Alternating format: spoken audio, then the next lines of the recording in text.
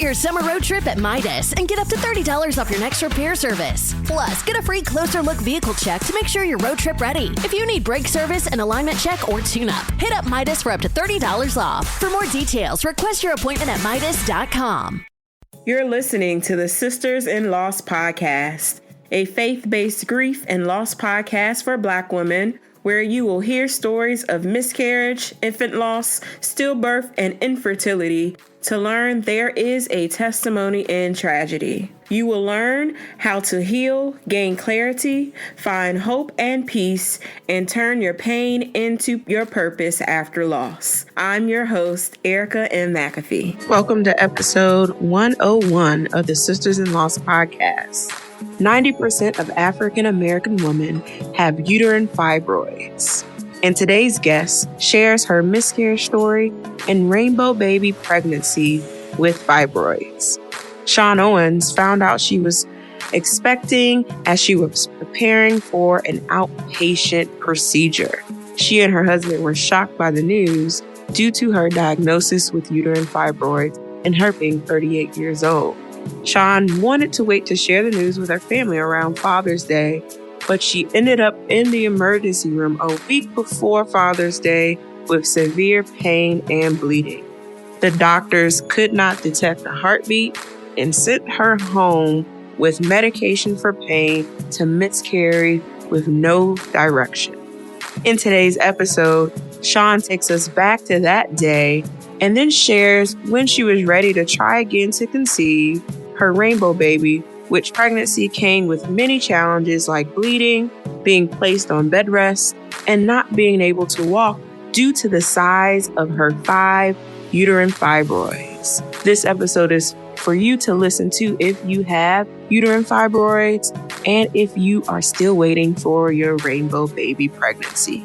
Here is Shawn Owens. Well, thank you so much, Shawn, for being on the podcast. Thank you for having me, Erica. So I'd like to begin with you sharing a little bit about yourself and what you do. Well, I am, first of all, a Christian. I am a wife, and I am a mother to Baby Glow. And I am a stay-home mother at the present time. My passion is early childhood education, as well as my Christian walk and passion is helping women understand sound doctrine. I encourage women to live in community and sisterhood, as well as in community, as well as in discipleship. Awesome. So take us back on your journey to motherhood and share with us your lost story. Okay. Well, I have been trying to have a baby, I think, if I'm correct, about 15 years. I got married at 21. And during that time, my husband and I weren't trying to have children. We were doing everything to not have kids. So I were taking birth control. I was getting certain things. We was using just different methods to make sure that we didn't have a child. So when we were trying to have a baby, I ended up going to the doctors one day and just a regular checkup. And they were like, we couldn't do the procedure they was getting ready to do because I was already pregnant. And I was like, oh my goodness, this was a shocker to both me and my husband because we weren't expecting it. But during that time, I knew that I had about 3 fibroids. But my doctor encouraged me at the time to not worry about them because I wanted to remove them. But they were encouraging me not to move them because of my age. So we allowed them to stay there. And then I started some bleeding and I was very nervous about it because it was red, dark red. So I called my doctor and they informed us to go, to get checked out. And when I got checked out, they had then informed me that I was losing my daughter or losing my baby and to go home and just relax. So, of course, my husband and I were both traumatized. So when the baby actually passed through, we were, again, just really traumatized by the event. I wasn't quite sure what to expect. But when we went back to the doctor for another checkup after the miscarriage, they informed me that it was due to the fibroids that I had and that they should have removed them. And Actually, I ended up developing more fibroids while I was pregnant. So I started off with 3. And then somehow, I don't know what happened, but I ended up developing a total of 5 altogether. Now, it was during that time that, again, that they said that I should have gotten them removed, because I believe it was 1999, I had a fibroid cyst removed. So, which again, just the fibroids, cysts, all of those type of things is pretty much what I had been struggling with. So when they informed me that I should have gotten them removed, we started to look into the process of doing that. But then they considered that because of my age, I was high risk, and the time frame that me and my husband now wanted to have a child, they felt as if they were to go in there to remove the fibroids, then again, that the procedure would take a little bit longer. So again, my husband and I was like, okay, we'll get them removed. So the crazy thing happened was we ended up getting pregnant again before the fibroids were removed. And we were scared because we was fearful because of the sense of not wanting to have another miscarriage, because we knew that the fibroids was the reason why we had the first miscarriage. And yeah, so we both were very fearful. We prayed a lot and was trusting the Lord with that baby. And the pain that I experienced carrying my daughter due to the fibroids were, again, something that I was not prepared for. I did not know that I was going to end up being on bed rest by the time I was 5 months pregnant. I was very uncomfortable. There was times where literally I couldn't move because the heaviness of the fibroids. And it was very devastating for both my husband and I to just, the expectations of carrying a child, that we've been waiting for. And then to know that I was going to be bedridden, wasn't able to move a lot at all. Literally going to the doctors and laying back on the couch was pretty much all that I can do during that time. It was very painful. I think I bled through most of my pregnancy, which also was very scary, because every time I saw the blood, it would make me think again that I was losing my child. But by God's grace, this child did come and was born full term, but it was definitely a very scary pregnancy as well. Absolutely. So tell us about your birth. Like, how did your birthing process work? How did that go? Did you have your daughter early? Tell us about that. Yeah, definitely. I just thank the Lord that he pretty much was leading us through, and it was definitely a lot of prayer, as I mentioned, but we do totally believe that it was the Lord leading and guiding us, because we were able to go to a high risk doctor with the pregnancy. And I did deliver her 2.5 weeks early. However, I need to back the story up. I almost had her about 3 times. So due to I was hospitalized, maybe out of the 3 times, the first time I was hospitalized 2 nights. The second time I was hospitalized 4 nights. The third time I was hospitalized 3 nights. And they were trying to stop her from coming early. And and that, like I said, it was definitely a traumatizing pregnancy, because we had to keep going back in, and they were, again, just trying their best to keep her in, and so as long as possible. So when it actually came down to the day that she was delivered, during that time, I delivered her 2 weeks early, and praise God, I didn't have to have a C-section. I was able to have her vaginally. And and it was all the doctors, because there was a group of doctors that was caring for me and my family during that time. And they were all very, very impressed. And they thought that due to just the severity of the pregnancy and how things were happening, that they thought that the pregnancy was going to be, the birth was going to be much different than what it was. And we give all that credit to the Lord that it wasn't, because they definitely had informed me that there was a possibility that I could bleed very heavy due to the fibroids, which that's normal for women with fibroids. Normally when you give birth right afterwards, you tend to bleed out, which they was preparing me for a blood transfusion, which I did not have to get, but I was definitely prepared for mentally. but the birth itself was not bad at all. Praise God. Awesome.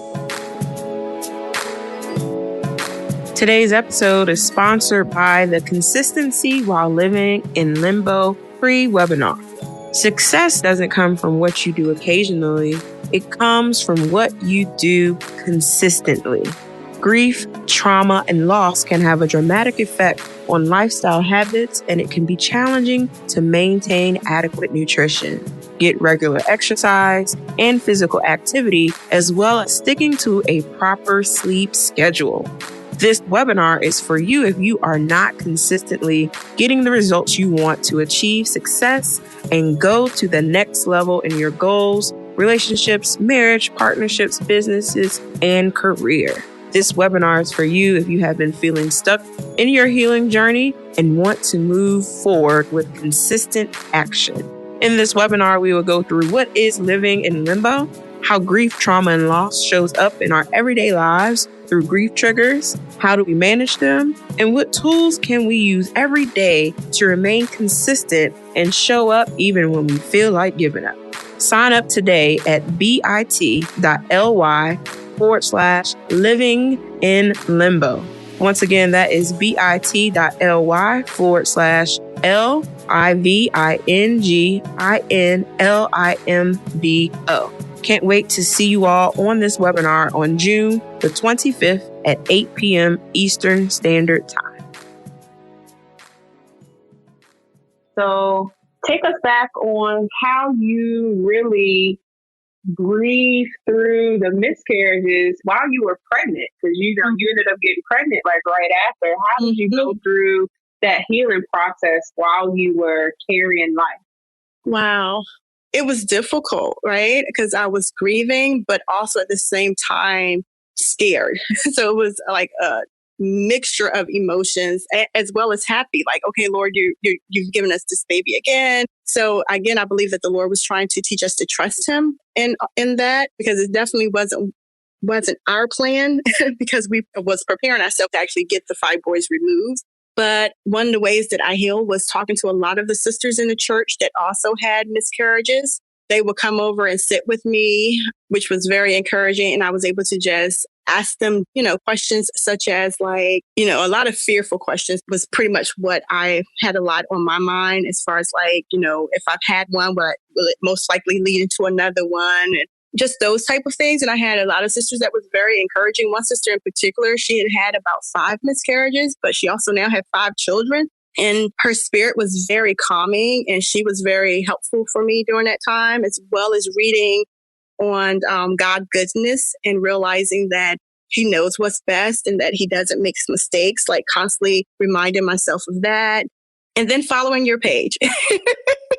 Awesome. Thank you for saying that. Let's talk about now that you are a mom, you are experiencing this new role as a mother. Let's talk about what you do for self-care. What do you do for self-care as a new mom? As a new mom, wow, self-care. Well, I have to give a big shout out to my husband. He's very helpful. Like, he can tell when I'm having a rough week, not even a rough day, but a rough week. And he'll be like, you want to call your girls? You want to have like a girls' weekend? And so every now and then I would pick up the phone and text a group of moms and say, hey, let's go grab wine at the winery, or let's go and do a spa day. And I think that connecting with other moms has helped me tremendously, because they understand some of the things I'm going through, and they're able to give like good, just sound advice, which is very helpful for a new mom. And that has been really, really helpful for me. Awesome. Awesome. So let's talk about just any resources or tools that you use to really help you as you were grieving and healing. And then really talk to us about just kind of how your relationship was during this process as well, because we didn't really talk about how your husband played a role in helping you as you were both going through grief and loss and then being pregnant at the same time. Okay. To be honest, the only resource that I used other than, again, just finding your page through a church sister whose name is Christy. I believe she encouraged me to start following you, in which I did. And the Bible, that was pretty much just the only resources that I had. And it was very, very encouraging. And I do need to give one more quick nugget. It was also, Chrissy was that sister that sometimes when I was grieving, a part of me wanted to also almost like have a pity party, like to beat myself up. Like I caused this miscarriage. Like there was something that I did, right? And one day she came over with a gold footprint and it was a charm. And she just started to tell me that this footprint is a constant reminder of my baby that I did have, and it's not something that I should forget about. And that's nothing that I did to harm my baby. And that was very, very encouraging for me. So I thank Chrissy for that. I wear my charm, and I realized that miscarriage and that baby will always be a part of my life. I don't want to move on and forget, that baby was inside of my body, and the Lord had gave that baby to me for a short period of time, but it was a baby, So that was a sweet reminder that Chrissy did for me, and I really, really appreciate that. And then my husband, wow. While I was grieving, he was also grieving. And there was a couple of brothers in the church that also had wives that had miscarriages, and he was clinging to them, and they were encouraging him. And then he would come home and he was just being even more understanding than what he already was. And he was just really supportive. Days that I just wanted to just lay around and not do anything was the days that he served me well. And he would, again, just encourage me to hang out or just relax. I think our grieving was just a state of just still shock, but at the same time, just trusting the Lord. Absolutely. So what encouraging word can you give the mom out there who has fibroids and has experienced the loss, and they are in that process of trying again? Well, to the woman that has fibroids, I would definitely encourage you to get them removed. If you're definitely trying to have a baby, whether you have them or not, just definitely go get checked out. It will make a huge difference. Pregnancy as a whole is already very emotional, and one thing that you want to just with even like self-care and taking care of yourself is to make sure that your body is ready to care for this baby. And so I would just encourage you to, if you can, to get them removed and trust the Lord. He is definitely good. He definitely don't make mistakes, and that he knows your desire to have a child. And if it's his will, you would definitely be a mother soon. Keep trying. Absolutely. Well, thank you so much, Shawn, for sharing your story with the listeners. Where can we find you on social? You can find me on Shawnie B, that's SHAWNIE, as well as you can find me on Woman Talk to God. Awesome. Thank you again for sharing your story and sharing your life. You are more than welcome, and thank you for having me. Thank you so much for listening to today's episode. I pray that this show was inspirational and a blessing to you. For show notes, visit ericamcafee.com/podcast. Please join us in our offline discussions in our private Facebook group by going to sistersinloss.com. If you're listening in Apple Podcasts, please rate and subscribe to us and leave us a 5-star review. I pray that you all have a blessed week. Keep the faith, and I'll talk to you next Wednesday.